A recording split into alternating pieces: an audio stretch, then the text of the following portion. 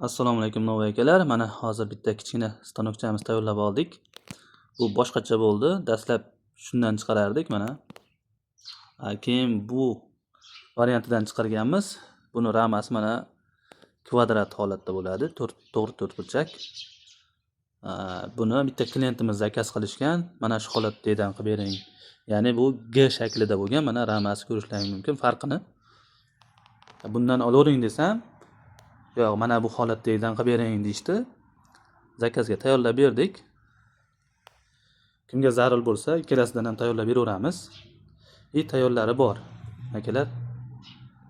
Mana bitta ishlatib ko'ramiz hozir. Bismillah.